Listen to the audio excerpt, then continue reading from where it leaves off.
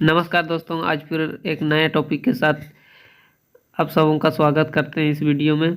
तो आज हम लोग राजनीतिक विज्ञान की प्रकृति के बारे में देखने वाले हैं। तो दोस्तों, राजनीतिक विज्ञान की प्रकृति जो है वो 3 भागों में बांटा गया है। पहला है राजनीतिक विज्ञान एक विज्ञान के रूप में, दूसरा है राजनीतिक विज्ञान एक कला के रूप में, और तीसरा है राजनीतिक विज्ञान कला और विज्ञान दोनों के रूप में विद्वान लोग मानते हैं। तो चलिए इसको एक एक करके हम लोग देखने वाले हैं, ठीक है।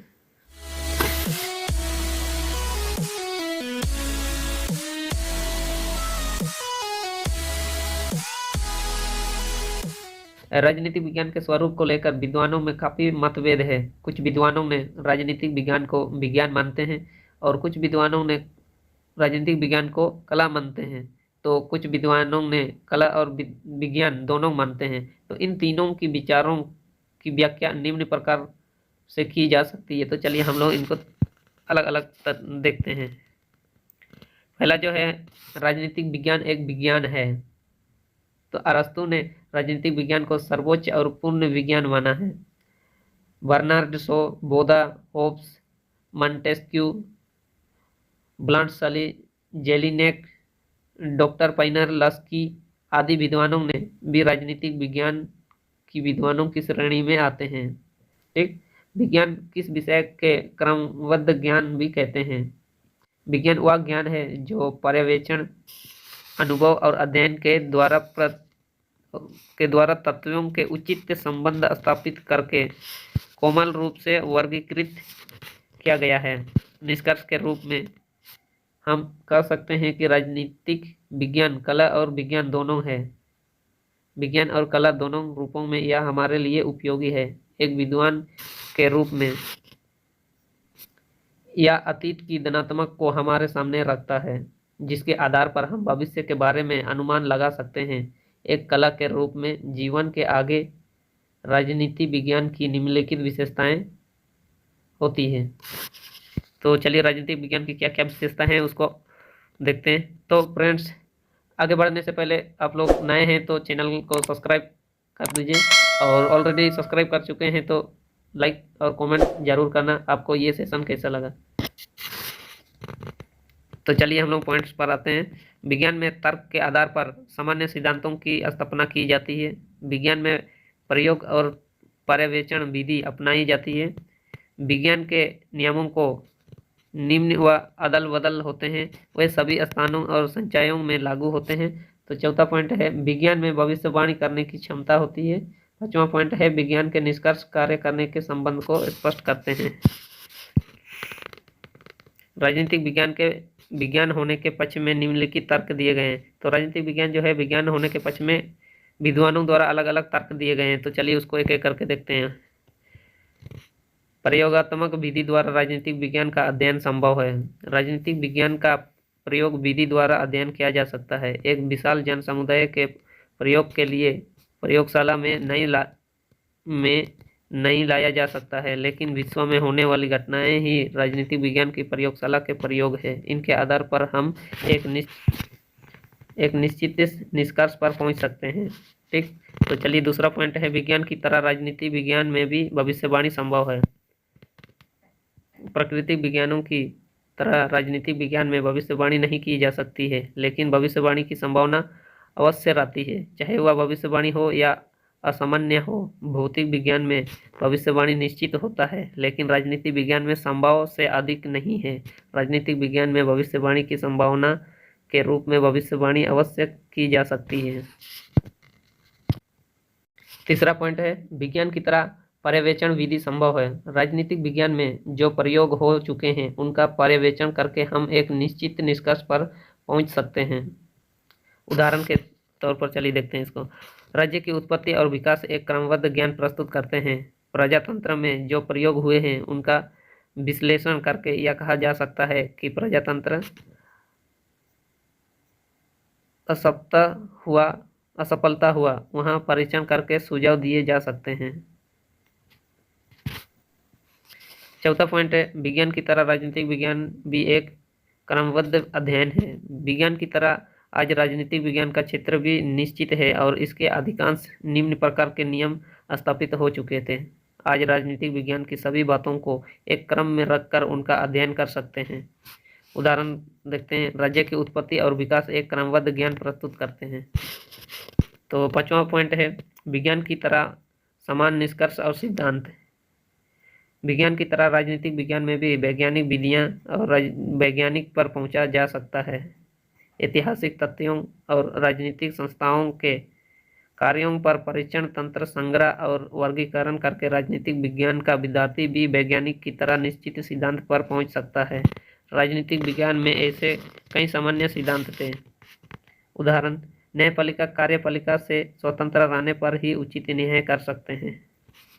तो चलिए दोस्तों, अभी राजनीति की प्रकृति में दूसरा पॉइंट देखते हैं, वो है राजनीति विज्ञान एक कला के रूप में। तो चलिए, राजनीति विज्ञान को एक कला के रूप में किन किन विद्वानों ने अलग अलग अपना मत दिए हैं, तो चलिए देखते हैं। कुछ विद्वानों जैसे वकल, कोम्टे में प्लेंड, लिचाई, केलिंग, मस्का, बोमन, वर्क आदि राजनीतिक विज्ञानों को विज्ञान नहीं मानते हैं। इस विचारकों में निम्नलिखित तत्वों के आधार पर राजनीतिक विज्ञान को विशाल माना है।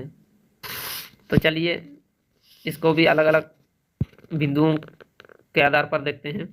पहला जो है वैज्ञानिक विधियों का अभाव। राजनीतिक विज्ञान जो एक कला के रूप में जिन जिन विद्वानों ने कहा है, उसमें पहला बिंदु है वैज्ञानिक विधियों का अभाव।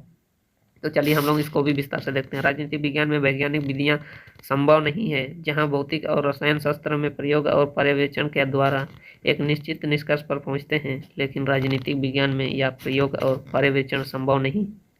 भौतिक शास्त्र में एक निष्कर्ष पर पहुंचने के लिए बार बार प्रयोग किया जा सकता है, लेकिन राजनीतिक विज्ञान के अंतर्गत एक ही प्रयोग ही को दोहराया नहीं जा सकता है, क्योंकि दोबारा उस समय की परिस्थितियों नहीं की जा सकती है। राजनीतिक विज्ञान में मनुष्य का अध्ययन किया जाता है। भौतिक विज्ञान में पदार्थों का अध्ययन किया जाता है, जिसको कोई इच्छा या प्रक्रिया नहीं होती है, लेकिन मनुष्य की अपनी इच्छाएं, प्रक्रियाएं और भावनाएं होती है। इस पर इन समय और परिस्थितियों का प्रभाव पड़ता है। अगला पॉइंट है आयु माप की कमी। विज्ञान में आयु माप आधारभूत विशेषताएं होती है। विज्ञान में अचूक माप के द्वारा सही निष्कर्ष निकाले जाते हैं, लेकिन राजनीति विज्ञान में अचूक माप या युद्ध माप संभव नहीं है। विज्ञान में ठोस, द्रव्य और गैस की सही माप कर सकते हैं, लेकिन मनुष्य के भावनाओं, इच्छाओं, क्रोध, प्रेम या विचार को सही नहीं माप सकते हैं, क्योंकि मनुष्य का स्वभाव हमेशा बदलता रहता है और यह अदृश्य होती है। तीसरा पॉइंट है हम लोग का कार्यकारण संबंध का अभाव। तो दोस्तों, वीडियो ज़्यादा लंबा ना हो, इसलिए हम टॉपिक को कंट्रास्ट करा देते हैं। बाकी आप वीडियो को फर्स्ट करके नोट्स कर लीजिएगा, और नोट्स जरूर से बनाइएगा। आप लोग नोट्स जरूर बना लीजिएगा, ठीक है।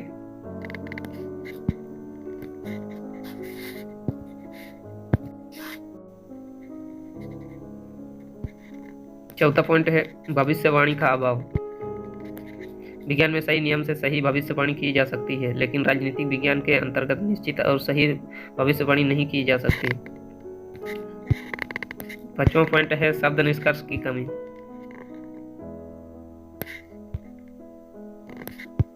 उदाहरण के साथ दिया हुआ है, आप नोट्स बना लीजिएगा।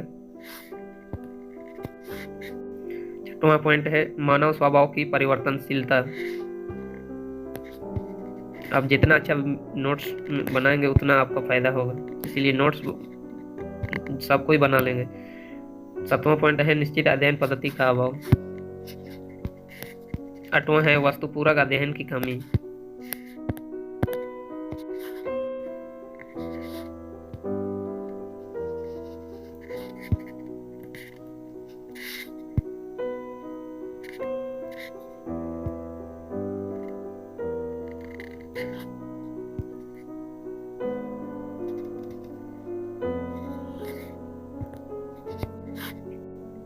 तो चलिए दोस्तों, हम लोग का राजनीतिक विज्ञान की प्रकृति में तीसरा पॉइंट है राजनीतिक विज्ञान कला और विज्ञान दोनों के रूप में। चलिए इसको हम लोग देखते हैं। राजनीतिक विज्ञान की प्रकृति के संबंध एक प्रमुख विचार यह है कि राजनीतिक विज्ञान की कला और विज्ञान दोनों है।